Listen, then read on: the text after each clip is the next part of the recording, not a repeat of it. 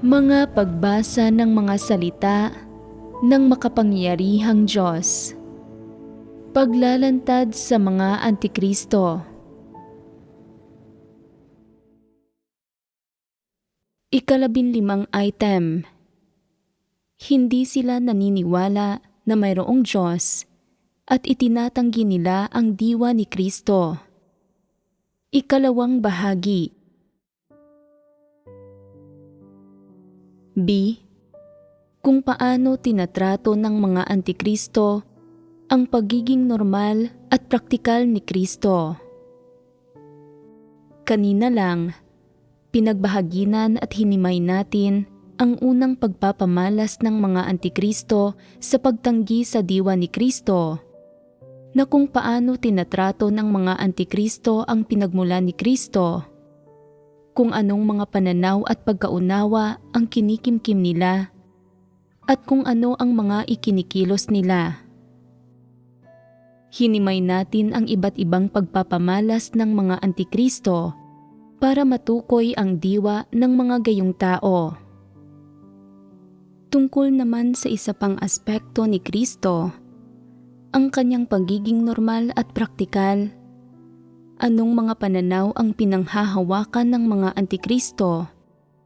Anong mga ikinikilos nila? At anong mga disposisyon at diwa ang ipinapakita nila? Susunod, hihimayin natin ang ikalawang pagpapamalas ng mga Antikristo sa pagtanggi sa diwa ni Kristo, na kung paano tinatrato ng mga Antikristo ang pagiging normal at praktikal ni Kristo. Pagdating sa pagiging normal at praktikal, dapat na may mga partikular na ideya at pagkaunawa ang karamihan sa mga tao. Halimbawa, ang hindi pag-inom ng tubig o hindi pagkain sa loob ng 3 araw, pero hindi nakakaramdam ng gutom o uhaw. Sa katunayan ay mas malakas ang pakiramdam ng katawan at mas masigla pa kaysa dati. Maituturing ba itong pagiging normal at praktikal? Nakakaramdam ng pagod ang mga normal na tao pagkatapos maglakad ng 4 o 5 kilometro.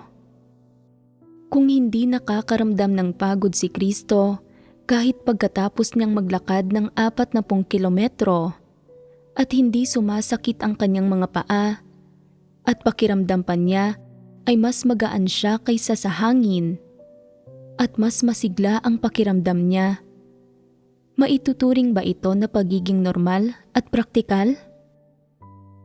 Kung hindi sinisipon si Kristo kapag nalantad sa lamig at hindi nagkakasakit sa anumang sitwasyon, kung makakapaglabas ng liwanag ang kanyang mga mata na mas malakas ng ilang dosenang beses kaysa sa anumang malakas na ilaw na nasisilayan ng kanyang mga mata, at hindi napapagod o hindi nanlalabo ang kanyang paningin kahit gaano katagal siyang nakatingin sa computer.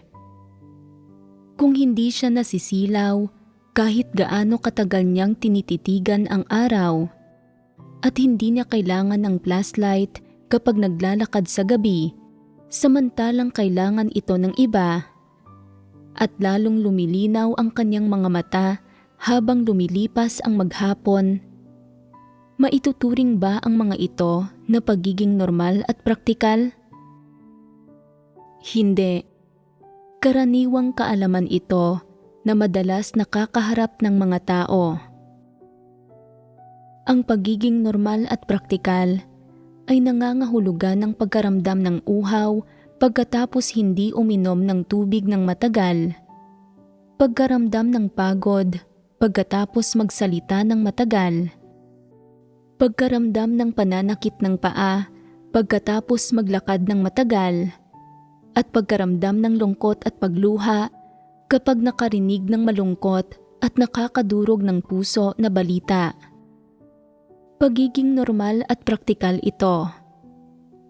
Kaya, ano mismo ang tumpak na kahulugan ng pagiging normal at praktikal?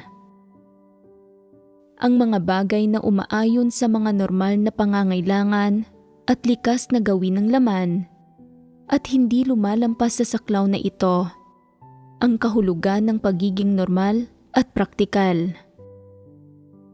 Ang mga umaayon sa mga kapabilidad at saklaw ng normal na pagkatao, ang pagiging makatwiran ng normal na pagkatao, at ang mga emosyon ng normal na pagkatao tulad ng kaligayahan, galit, kalungkutan, at saya ay sakop ng pagiging normal at praktikal. Si Kristo ang laman na isinusuot ng Diyos sa lupa. Siya, tulad ng sinumang normal na tao, ay may normal na pananalita at pag-uugali, isang normal na gawi ng pamumuhay at schedule. Kung hindi siya matutulog sa loob ng 3 araw at gabi, makakaramdam siya ng antok at gusto niyang matulog kahit na nakatayo. Kung hindi siya kakain maghapon, makakaramdam siya ng gutom. At kung maglalakad siya ng matagal, mapapagod siya at gugustuhin niyang magpahinga agad. Halimbawa, napapagod din ako pagkatapos makipagtipon at makipagbahaginan sa inyo ng 3 o 4 na oras at kailangan ko ring magpahinga. Ito ang pagiging normal at praktikal ng laman. Ganap na naaayon ito sa mga katangian ng laman at sa iba't ibang pagpapamalas at likas na gawi ng normal na pagkatao. Hinding-hindi ito mahiwaga. Sa makatwid, maraming pagpapamalas at pagbubunyag ng pagkatao ang gayong laman, at ang panlabas na pamumuhay at pang-araw-araw na gawain ng pagkatao ng laman na ito ay walang pagkakaiba sa ipinapamalas at ibinubunyag ng bawat ordinaryo at normal na tao. Magkapareho ang mga ito. Nilikha ng Diyos ang sangkatauhan at nagtataglay ang nagkatawang taong laman ng Diyos ng parehong mga katangian at mga likas na gawi sa buhay na normal at praktikal na katulad ng sa sangkatauhan. Hindi talaga siya mahiwaga. Hindi kayang tumagos sa mga pader o saradong pinto ang mga tao, at ganoon din ang nagkatawang taong Diyos. Sinasabi ng ilang tao, "Hindi ba't ikaw ang nagkatawang taong Diyos? Hindi ba't ikaw si Kristo? Hindi ba't nagtataglay ka ng diwa ng Diyos? Pwede ka ba talagang hadlangan ng isang nakakandadong pinto? Dapat kaya mong tumagos sa mga saradong pinto." Nakakaramdam ng pagod ang mga tao pagkatapos maglakad ng 5 kilometro. Pero hindi ka dapat mapagod kahit na maglakad ka ng 40 kilometro. Kumakain ang mga tao ng 3 beses sa isang araw, pero dapat kaya mong hindi kumain ng 30 araw. Kakain ka lang kapag gusto mo at hindi ka kakain kapag ayaw mo. At kaya mo pa ring mangaral sa mga pagtitipon at mamuhay ng mas masigla kaysa sa iba. Bahagi ng buhay ng tao ang pagkakasakit, pero hindi ka dapat magkasakit. Dahil ikaw si Kristo, dapat may bahagi ka na naiiba sa mga ordinaryong tao. Saka ka lang magiging karapat-dapat na tawaging Kristo. Tanging ito ang magpapatunay na nagtataglay ka ng diwa ng Diyos. Tama ba ito? Hindi. Bakit mali ito? Mga kuro-kuro at imahinasyon ng tao ang mga ito, hindi ang katotohanan. Normal at praktikal ang nagkatawang taong laman ng Diyos. Lahat ng aktibidad na isinasagawa ng kanyang normal na pagkatao at ang kanyang pang-araw-araw na buhay, pananalita at kilos ay pawang realidad ng mga positibong bagay. Mula sa simula ng likhain ng Diyos ang mga tao, pinagkalooban niya sila ng mga normal, praktikal na likas na gawi Kaya hindi rin kailanman lalabag sa mga batas na ito ang nagkatawang taong laman ng Diyos. Ito ang dahilan at batayan kung bakit mga positibong bagay ang pagiging normal at praktikal ni Kristo. Nilikha ng Diyos ang sangkatauhan at ginawa ang lahat ng kanilang pagpapamalas at likas na gawi ayon sa kanyang kagustuhan. Ibinigay ng Diyos sa tao ang mga likas na gawing ito, at ito ang mga batas ng pang-araw-araw na buhay ng tao. Ipapalabag ba ng Diyos sa kanyang nagkatawang taong laman ang mga batas na ito ng pagiging normal at praktikal? Malinaw na hindi. Nilikha ng Diyos ang sangkatauhan, at ang diwa ng nagkatawang taong laman ay ang Diyos din. Nagmula sila sa iisang pinagmulan, kaya magkapareho rin ang mga prinsipyo at layon ng kanilang mga kilos. Dahil sa mga pagpapamalas ng pagiging normal at praktikal ni Kristo, natural siyang nagmumukhang isang lubos na ordinaryong tao sa mata ng masa.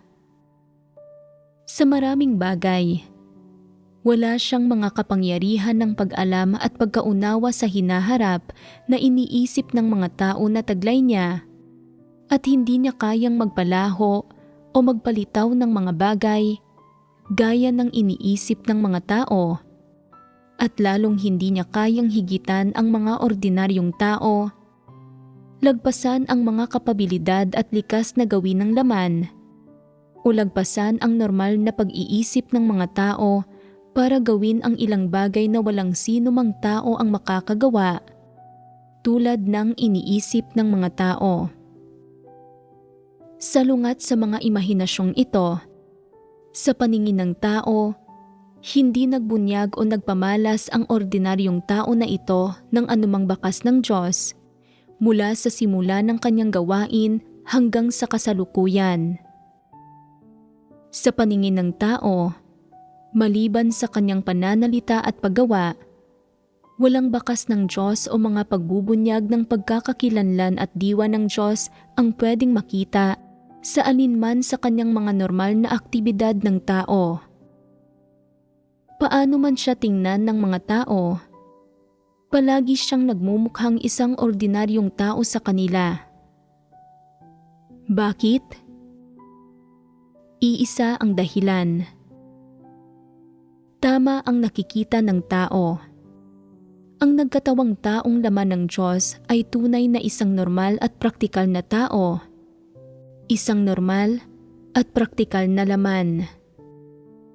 Nakakaranas ang gayong panlabas na normal at praktikal na laman ng pang-uusig at pagtugis ng malaking pulang dragon tulad ng ibang tao, nang walang lugar na mapagpapahingahan ng kanyang ulo o anumang lugar para makapagpahinga.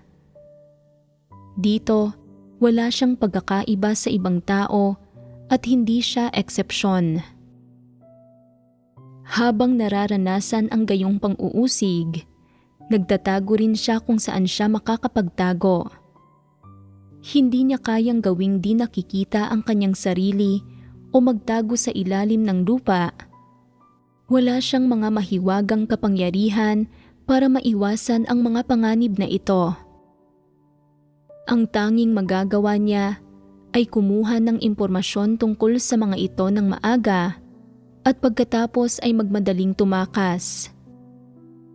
Kapag nahaharap sa mga mapanganib na sitwasyon, kinakabahan at natatakot ang mga tao. Sa palagay ninyo ba, natatakot si Kristo? Sa palagay ninyo ba, kinakabahan siya? Oo. Tama kayo. Paano ninyo nalaman? Kakabahan ang sinumang normal na tao sa sitwasyong iyon. Tama iyan. Napakaganda ng paliwanag ninyo. Tunay ninyong nauunawaan ang pagiging normal at praktikal. Ganap ninyo itong naunawaan. Kakabahan at matatakot din si Kristo sa mga ganitong sitwasyon. Pero magpapakita ba siya ng karuwagan? Masisindak ba siya sa naghaharing partido? Makikipagkompromiso ba siya rito? Hindi. Kakabahan at matatakot lang siya at nanaisin niyang mabilis na makatakas mula sa pugad na ito ng mga demonyo. Mga pagpapamalas ang lahat ng ito ng pagiging normal at praktikal ni Kristo. Siyempre, marami-rami pang mga pagpapamalas ng pagiging normal at praktikal ni Kristo, tulad ng pagiging makakalimutin minsan, pagkalimot sa pangalan ng mga tao matapos silang hindi makita ng matagal at iba pa. Ang pagiging normal at praktikal ay simpleng mga katangian, likas na gawi, tanda at palatandaan ng isang normal, ordinaryong tao. Dahil mismo si Kristo ay may normal, praktikal na pagkatao, mga likas na gawi sa pananatiling buhay, at lahat ng katangian ng laman, kaya nagagawa niyang magsalita at gumawa ng normal, makipag-ugnayan sa mga tao ng normal, pamunuan ang mga tao sa isang normal at praktikal na paraan, at gabayan at tulungan ang mga tao sa pagtupad ng mga tungkulin nila sa isang normal at praktikal na paraan. Dahil mismo sa pagiging normal at praktikal ni Kristo, kaya lahat ng nilikhang tao ay higit na nakakaramdam ng pagiging praktikal ng gawain ng Diyos. Nakikinabang mula sa gawaing ito at nakakatanggap ng mas maraming konkreto at kapaki-pakinabang na mga nakakamit mula rito. Mga tanda ng normal na pagkatao ang pagiging normal at praktikal ni Kristo. Kinakailangan ang mga ito para ang kanyang nagkatawang taong laman ay makabahagi sa lahat ng normal na gawain, aktibidad at buhay ng tao. At higit pa rito, mga bagay ito na kailangan ng lahat ng sumusunod sa Diyos. Gayunpaman, hindi nauunawaan ng mga antikristo ang pagiging normal at praktikal ni Kristo sa ganitong paraan. Naniniwala ang mga antikristo na isang ordinaryong tao lang si Kristo dahil normal at praktikal siya at masyadong katulad ng tao na nangangahulugang hindi siya karapat-dapat tawaging anak ng Diyos. Ang pagsasakatawan ng Diyos sa mga tao o si Kristo dahil masyado siyang normal at praktikal hanggang sa puntong hindi nakikita ng mga tao ang anumang bakas o diwa ng Diyos sa Kanya. Sinasabi ng mga antikristo, makakapagligtas ba ng tao ang gayong Diyos? Karapat-dapat ba ang gayong Diyos na matawag na Kristo? Masyadong hindi katulad ng Diyos ang Diyos na ito. Wala siyang ilang elemento ng kuro-kuro ng tao sa Diyos. Una, ang pagiging mahiwaga, pambihira at misteryoso. Ikalawa, ang pagkakaroon ng mga mahiwagang kapangyarihan at kakayahang magpakita ng makapangyarihang lakas. Ikatlo, isang hitsura na katulad ng sa Diyos na may taglay na pagkakakilanlan, dignidad at diwa ng Diyos at iba pa. Kung wala sa mga elementong ito ang makikita sa Kanya, paano siya magiging Diyos? Ang Kanyang pagsasalita ba ng ilang salita at paggawa ng kaunting gawain ay nangangahulugang Diyos siya? Kung gayon, napakadali namang maging Diyos, hindi ba? Paano magiging Diyos ang isang ordinaryo, normal na laman? Isang bagay ito na hindi kailanman matatanggap ng mga antikristo. Habang nakakaranas ng pang-uusig ng malaking pulang dragon sa mainland China, ako, kasama ang ilang kapatid, ay madalas na kailangang magtago saan man kami magpunta. Walang anumang personal na kalayaan.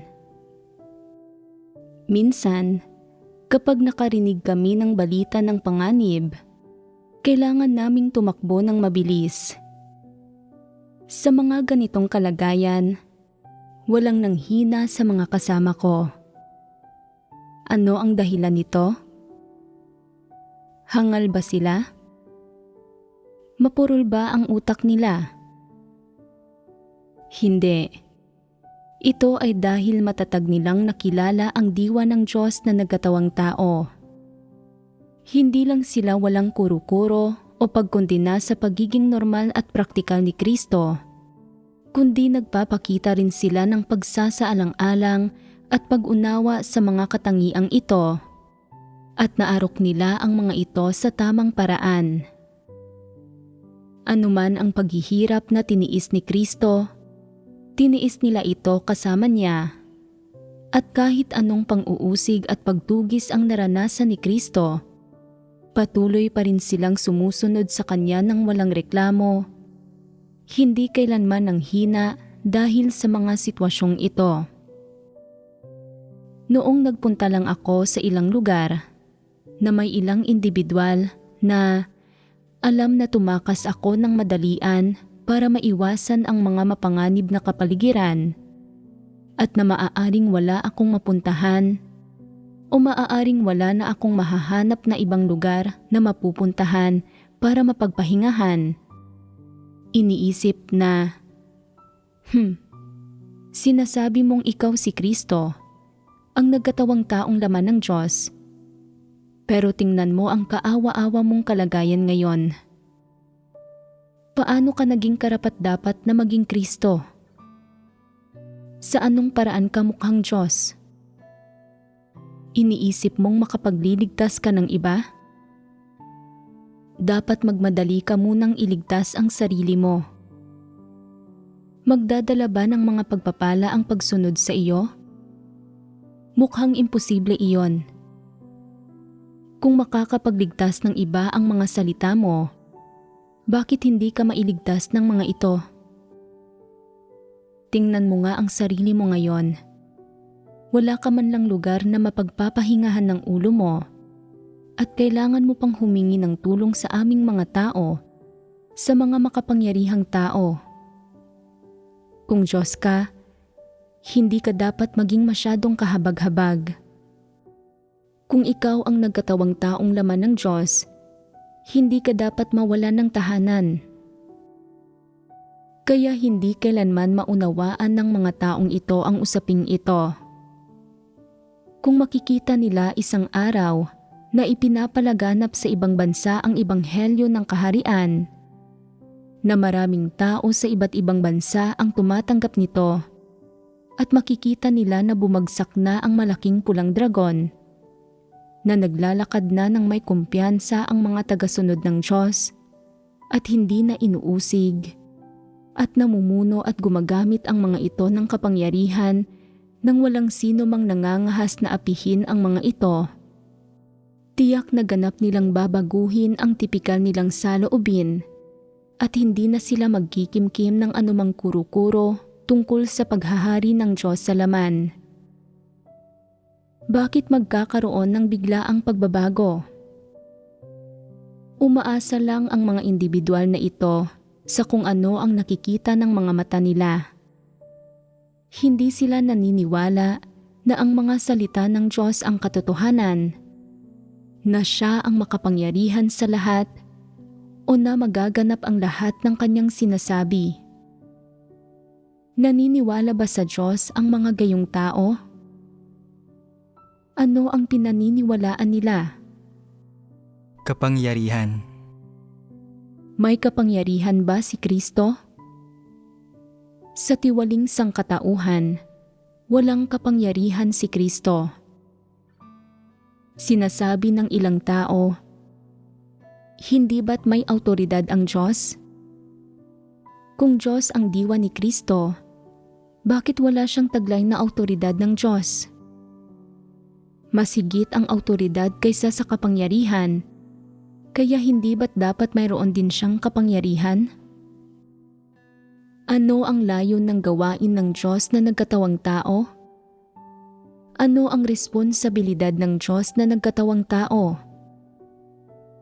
Ito ba ay para magpakitang gilas ng kapangyarihan? Hindi. Sa makatuwid, tulad ng sinumang normal na tao, Nararanasan niya ang pagtanggi, pang-iinsulto, paninirang puri, at pagkamapanlaban mula sa mundong ito. Dapat tiisin ni Kristo ang lahat ng ito, hindi siya liban sa mga ito. Ang mga tunay na naghahangad sa katotohanan ay hindi lamang walang kuro-kuro tungkol sa pagiging normal at praktikal ni Kristo. Sa kabaligtaran, mas nakikita pa nila ang pagiging kaibig-ibig ng Diyos sa mga katangiang ito, at mas nauunawaan nila ang tunay na diwa ng Diyos at ang tunay na diwa ng lumikha sa pamamagitan ng mga ito. Nagiging mas malalim, mas praktikal, mas tunay, at mas tumpak ang pagkaunawa nila sa Diyos.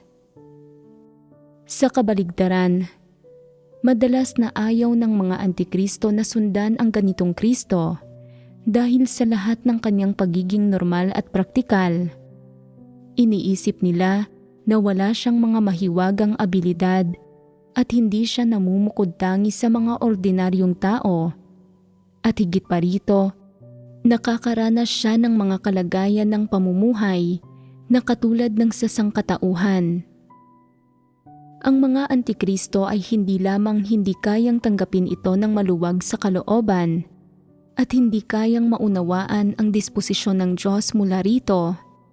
Kinokondena rin nila ito at nagbabantay sila laban dito. At higit pa rito ay nag-aakusa sila tungkol dito. Halimbawa, kapag may isang tao na gumawa ng isang bagay na labag sa mga prinsipyo, kung hindi ako magtatanong tungkol dito at walang magsasabi sa akin tungkol dito, hindi ko ito malalaman. Hindi ba't isa itong pagpapamalas na nasa saklaw ng pagiging normal at praktikal? Ipapaliwanag sa akin ng malinaw at detalyado ng mga taong may tamang pagkaunawa at normal na pagkatao ang usaping ito.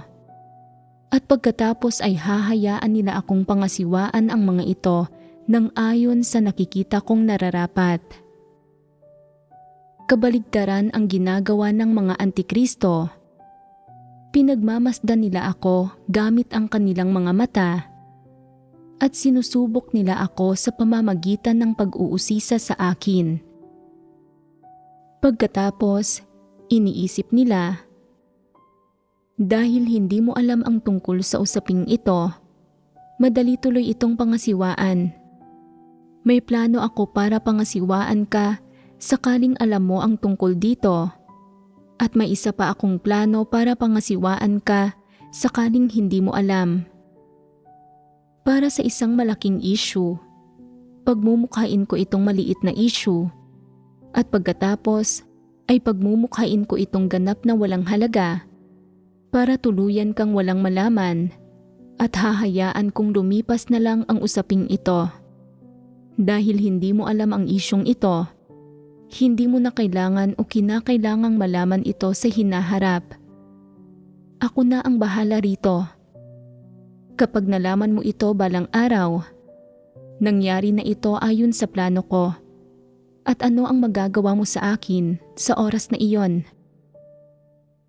Aling mga tao ang tumuturing kay Kristo sa ganitong paraan? Mabubuting tao ba sila? Mga tao ba silang naghahangad sa katotohanan? May taglay ba silang pagkatao at integridad? May ilang leader na gumawa ng ilang bagay. Inangat nila ang mga individual sa iglesia ng arbitraryo. Nilustay nila ang mga handog at bumili ng labis-labis at ng walang ingat. At kahit gaano kalaki ang perang nagastos o kahit anong mahahalagang isyu ang lumitaw, wala silang sinabing ni isang salita tungkol dito. Pumunta ako roon ng maraming beses at hindi nila ako kinonsulta o tinanong tungkol sa mga bagay na ito kailanman. Sila-sila na lang ang nagdesisyon. Hindi rin nila ako hinayaang magsagawa ng anumang pagbeberipika at kinailangan kong usisain ang impormasyon sa kanila. Itinuring nila ako na parang isang tagalabas. Dahil narito ka, mag-uulat na lang kami at sasabihin sa iyo ang tungkol sa mga nakikita mo sa harap mo. Tungkol naman sa mga bagay na ginawa namin habang nakatalikod ka, mas mabuting huwag mo nang subukang alamin ang alinman sa mga iyon. Hindi ka namin papayagang makialam o magtanong. Kahit ilang beses akong bumisita, hindi nila ako kailanman hinayaang magtanong. Dahil sa takot na magsimula akong magtanong, sinadya nilang itago ang katotohanan sa pamamagitan ng mga huwad na salitang magandang pakinggan. Nagsasagawa sila ng panlalansi. Nagsabuatan sila, nagkasundo, at nagpalitan ng makahulugang tingin sa isa't isa. Nanatili silang nagkakaisa at hindi nila iniulat ang mga problema ng bawat isa. Pinoprotektahan nila ang isa't isa. Nang nalaman ko ang mga bagay na ginagawa nila kapag nakatalikod ako at ginusto ko silang papanagutin, patuloy nilang pinoprotektahan ang isa't isa. Hindi sinasabi kung sino ang may pananagutan, nagpapanggap na walang alam, at ang labo nilang kausap. Anong pagkakamali ang nagawa nila? Inisip nila, bukod sa kanyang normal, simpleng pag-iisip, at ordinaryo, normal na pagkatao, si Kristo, ang ordinaryong tao na ito, ay walang anumang bagay na maipagmamalaki at wala siyang mga mahiwagang kapangyarihan. Kung gayon, pwede kaming gumawa ng ilang maliit na hakbang habang nakatalikod ka at panatag naming gagawin ang sarili naming mga proyekto. Kontrolado namin ang pera ng iglesia, kaya bibilhin namin ang kahit anong gusto namin. Hindi na namin kailangang sumangguni kapag kailangan ng pirma. Pwede naming pirmahan na lang ng arbitraryo ang mga pagbili nang hindi na ito kailangan pang suriin, at pwede kaming gumastos ng pera ng basta-basta. Hindi ba't Diyos si Kristo? Kaya mo bang kontrolin ang mga bagay na ito? Gagawin namin ang gusto namin, bukod sa mga oras na nariyan ka. Sa natitirang panahon ay sakop namin ito. Paano nila itinuring ang pagiging normal at praktikal ni Kristo? Hindi ba't itinuring nila siya bilang isang taong madaling apihin? Inisip nila, hanggat may normal kang pagkatao, hindi kami natatakot na apihin ka. Kung wala kang mahiwagang pagkatao, hindi kami natatakot sa iyo. Anong klaseng mga tao sila? Kung huhusgahan batay sa pagkatao nila, maikukonsidera ba silang mabubuting tao? Maikukonsidera ba na mga tao silang may moralidad at pagkatao? Maikukonsidera ba silang mga tao na may marangal na integridad? Ano ba talaga sila? Hindi ba't isang grupo sila ng mga immoral? Sino ang kinakatawan ng mga taong ito noong gumawa sila sa sambahayan ng Diyos? Hindi man lang nila kinatawan ang tao, kundi kinatawan nila si Satanas. Gumawa sila ng mga bagay para kay Satanas, mga alipin at kasabwat sila nito. Narito sila para guluhin at wasakin ang gawain ng sambahayan ng Diyos. Hindi nila ginagampanan ang mga tungkulin nila, kundi gumagawa sila ng kasamaan.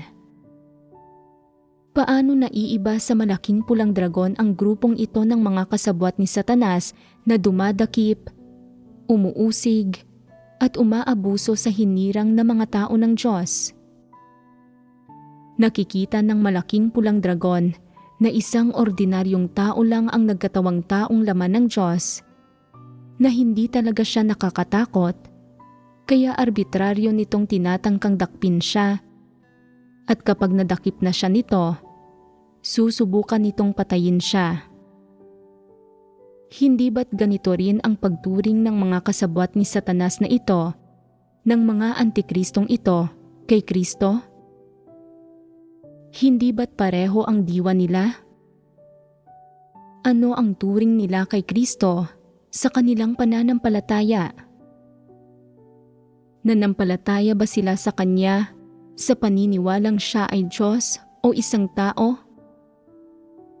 Kung itinuring nila si Kristo bilang Diyos, ituturing ba nila siya sa ganitong paraan?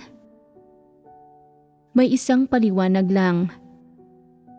Nakita nila si Kristo bilang isang tao na pwede nilang husgahan, lansihin, paglaruan, hamakin, at tratuhin ayon sa nais nila.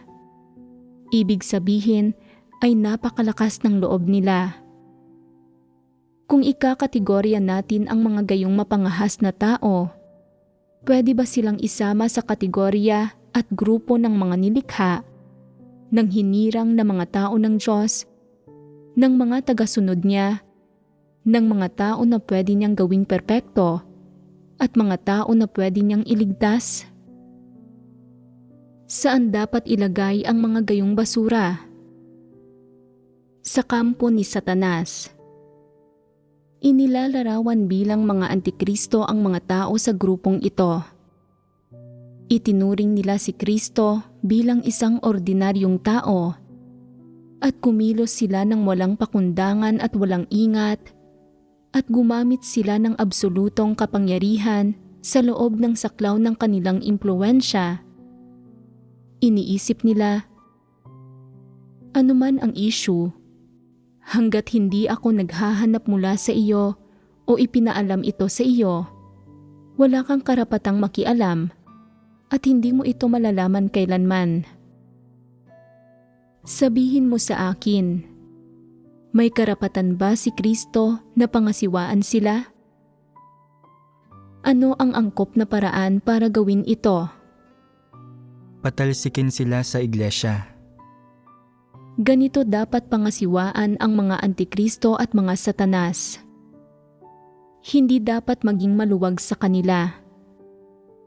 Kapag nananampalataya sa Diyos ang ganitong mga tao, anuman ang gawin ng Diyos, kung paano man niya tinutustusan ng katotohanan ang mga tao, o anumang gawain ang ginagawa niya, hindi nila ito pinapansin. Kung wala silang kapangyarihan, nag-iisip sila ng mga paraan para makuha ito. At kapag nasa kapangyarihan na sila, gusto nilang pumantay kay Kristo para makihati sa Kanya sa mundo, upang makipagkompetensya para makita kung sino ang nakatataas at para makipag-agawan ng katayuan sa Kanya. Sa loob ng saklaw ng impluwensya nila, gusto nilang hamunin si Kristo. Sinasabi nila, gusto kong makita kung kaninong salita ang mas matimbang, iyong sa iyo ba o sa akin? Teritoryo ko ang iglesyang ito.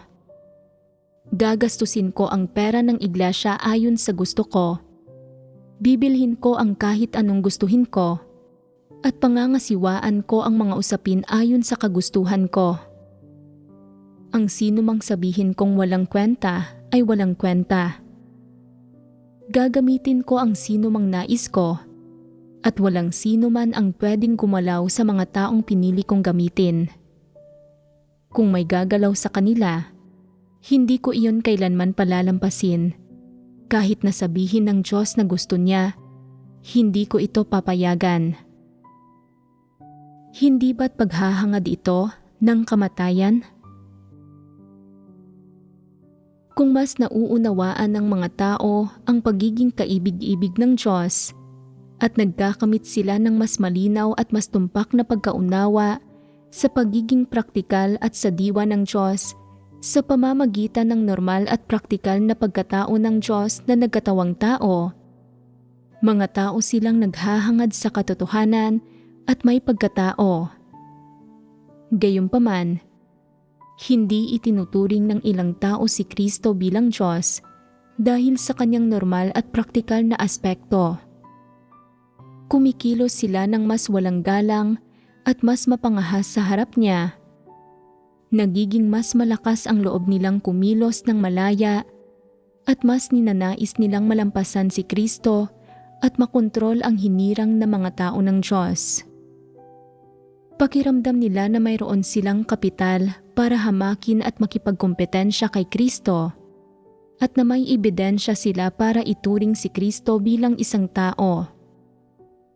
Iniisip nila na pagkatapos nilang makuha ang ebidensyang ito, hindi na sila kailangang matakot kay Kristo at namalaya na silang punahin siya, makipag-usap at makipagtawanan sa kanya ng kaswal at ipantay ang sarili nila sa kanya at talakayin ang kanilang mga personal na usapin at alalahanin sa kanya.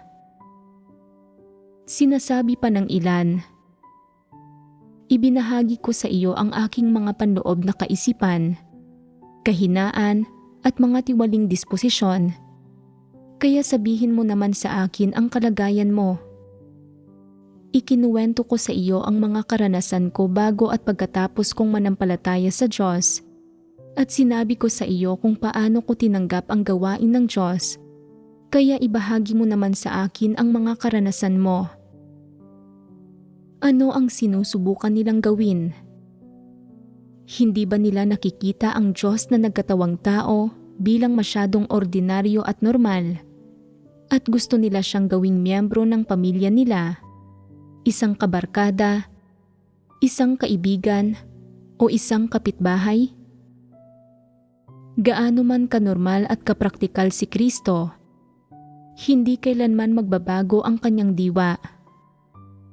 Ano man ang kanyang edad, kung saan siya ipinanganak, o kung paano ihahambing ang kanyang mga kwalifikasyon at karanasan sa iyo. Kung mukha man siyang mataas o mababa para sa iyo, huwag kailanman kalilimutan na palagi siyang iba sa iyo. Bakit ganito? Siya ang Diyos na nabubuhay sa isang panlabas na normal at praktikal na laman. Ang kanyang diwa ay walang hanggang naiiba sa diwa mo. Ang kanyang diwa ay sa Diyos na kataas-taasang laging higit sa lahat ng sangkatauhan magpakailanman. Huwag mong kakalimutan ito. Sa panlabas, mukha siyang isang ordinaryo at normal na tao. Tinatawag siyang Kristo at may pagkakakilanlan siya bilang Kristo. Pero kung ituturing mo siyang isang tao sa pananampalataya mo at titingnan siya bilang isang ordinaryong tao, bilang isang miyembro ng tiwaling sangkatauhan, nasa panganib ka. Hindi kailanman nagbabago ang pagkakakilanlan at diwa ni Kristo. Ang kanyang diwa ay ang diwa ng Diyos at ang kanyang pagkakakilanlan ay palaging ang pagkakakilanlan ng Diyos. Ang katunayang namumuhay siya sa isang normal, praktikal na laman ay hindi nangangahulugang miyembro siya ng tiwaling sangkatauhan.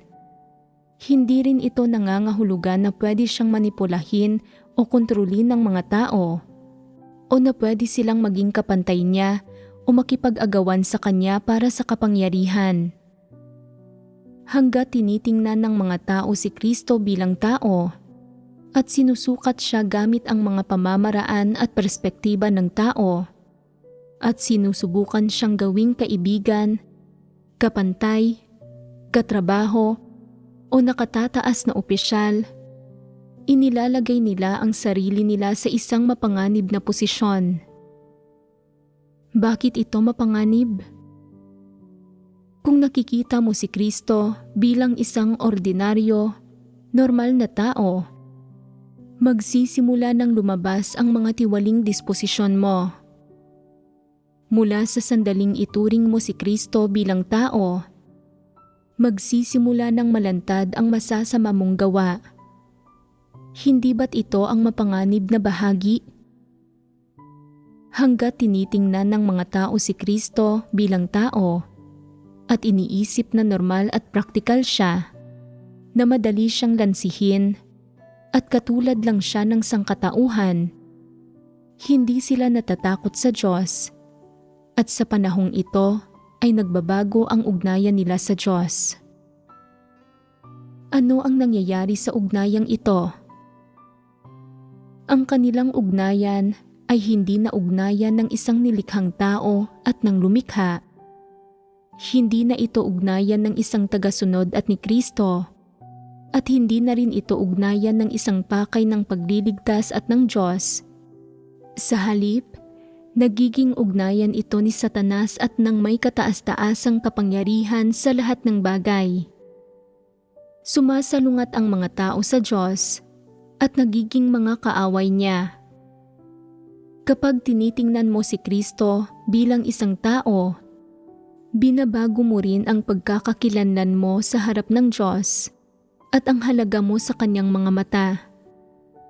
Ganap mong winawasak ang iyong mga kinabukasan at kapalaran dahil sa pagpapalayaw mo sa sarili, paghihimagsik, kabuktutan at kayabangan. Kikilalanin, gagabayan at pagkakalooban ka lamang ng Diyos ng buhay at ng pagkakataong makamit ang kaligtasan. Kung isa kang nilikha, isang tagasunod ni Kristo at isang taong tinanggap ang kaligtasan ng Diyos. Kung hindi, magbabago ang ugnayan mo sa Diyos. Kapag itinuturing ng mga tao ang Diyos, si Kristo, bilang isang tao, hindi ba't nagpapatawa sila? Kadalasan, hindi ito nakikita ng mga tao bilang isang problema. Iniisip nila, sinabi ni Kristo na isa siyang ordinaryo at normal na tao. Kaya ano ang mali sa pagtrato sa kanya bilang isang tao? Sa totoo lang, walang mali rito, pero may mga seryosong kahihinatnan ito. Maraming pakinabang para sa iyo ang pagturing kay Kristo bilang isang tao. Sa isang banda, pinapataas nito ang katayuan mo. Sa isa pang aspekto, pinapalapit nito ang distansya sa pagitan mo at ng Diyos. At bukod pa rito, hindi ka magiging masyadong mahiyain sa presensya ng Diyos. Maluwag at malaya ang pakiramdam mo. Magkakaroon ka ng iyong mga karapatang pantao, kalayaan at isang pakiramdam ng kahalagahan ng pag-iral mo at mararamdaman mo ang iyong sariling presensya. Hindi ba't maganda iyon? Walang mali sa pagturing sa isang tunay na tao sa ganitong paraan. Ipinapakita nito na may dangal at integridad ka. Hindi dapat madaling yumukod ang isang tao. Hindi sila dapat madaling lumuhod, sumuko, o tumanggap ng pagiging mababa nila sa sinumang tao. Hindi ba't ito ang mga batas ng pagiging ligtas ng tao at ang mga alituntunin ng laro ng tao? Maraming tao ang inilalapat ang mga batas at alituntuning ito sa pakikisalamuhan nila kay Kristo. Problema ito at madali nitong masasalungat ang disposisyon ng Diyos. Ito ay dahil pare-pareho ang kalikasang diwa ng lahat ng miyembro ng sangkatauhan, anuman ang lahi nila. Tanging si Kristo ang naiiba sa sangkatauhan. Bagaman may anyo si Kristo ng pagiging normal at praktikal, at nagtataglay ng mga pamumuhay at nakagawian ng normal, praktikal na pagkatao, hindi katulad ng sa sinumang tiwaling tao ang kanyang diwa. Dahil mismo rito, kaya kalipikado siyang igiit sa kanyang mga tagasunod na ituring siya sa paraang hinihingi niya. Maliban kay Kristo, wala nang iba pang tao ang kalipikado na gumamit ng mga pamamaraan at pamantayang ito para magtakda ng mga hinihingi sa mga tao. Bakit? Dahil ang Diyos mismo ang diwa ni Kristo at dahil si Kristo ang ordinaryo, normal na taong ito ay isang normal na laman na isinuot ng Diyos at ang pagkakatawang tao ng Diyos sa gitna ng mga tao. Batay lang dito, mali ang pagtingin kay Kristo bilang isang tao. Mas lalong mali ang pagturing sa kanya na parang tao at mas malubha pa ang panlalansi, paglalaro at pakikipaglaban sa kanya na parang isa siyang tao. Ang mga antikristo, itong pangkat ng masasamang individual na napopuot sa katotohanan, ay nananatiling walang kamalayan sa napakahalagang problema at malinaw na pagkakamaling ito. Bakit ganito? Dahil ang kalikasang diwa nila ay ang diwa ng isang antikristo. Nakikipaglaban sila sa Diyos sa espiritual na mundo. Nakikipag-agawan sa Kanya para sa katayuan. Hindi siya kailanman tinatawag o itinuturing bilang Diyos. Sa sambahayan ng Diyos, inuulit nila ang ganitong pag-uugali. Itinuturing si Kristo sa parehong paraan. Itinuring ng ninuno nila ang Diyos sa ganitong paraan, kaya hindi nakakapagtaka na hindi nila maiwasang kumilos ng ganito.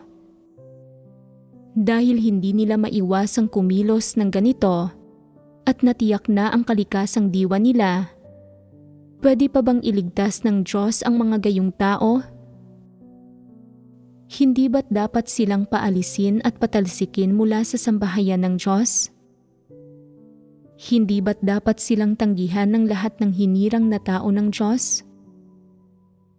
May mga kuro-kuro pa ba kayo tungkol sa pagkondena, pagpapaalis, at pagtitiwalag sa mga gayong individual sa sambahayan ng Diyos? Kaawa-awa ba sila? Hindi. Bakit hindi sila kaawa-awa? Kamuhi-muhi at kasuklam-suklam sila, kaya hindi sila kaawa-awa.